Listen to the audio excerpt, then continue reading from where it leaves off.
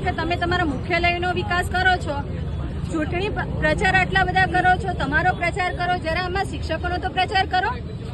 આટલા બધા શિક્ષકો છે, એના ભવિષ્યનો તો વિચાર કરો, એ વાલીઓનો તો વિચાર કરો, એ જનતાનો તો વિચાર કરો જે તમને ખોબલે ખોબલે વોટ આપે છે.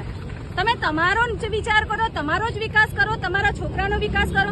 ફોરેનમાં તમારા છોકરા ભણે, પણ અમારા ગુજરાતના છોકરા ક્યાં ભણશે? થોડું એ તો વિચારો તમે. તમને સરકાર બનાવવામાં આવે છે પાયાની સુવિધા માટે, શિક્ષણ છે, પાણી છે, રોજગારી, આ બધા માટે. તમે બેકાર બનાવી રહ્યા છે નાગરિકોને.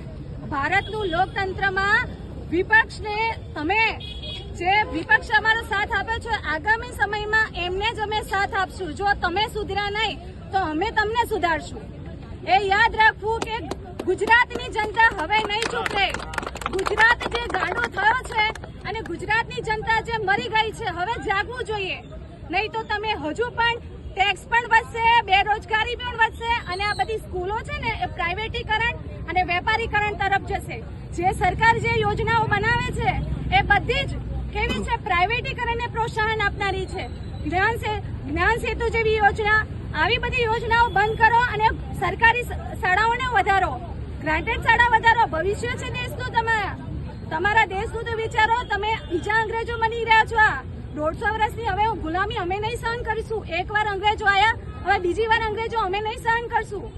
એકવાર સુધરો તમે, નહીં તો પછી અમે પણ કોંગ્રેસ વાળી કરશું હવે.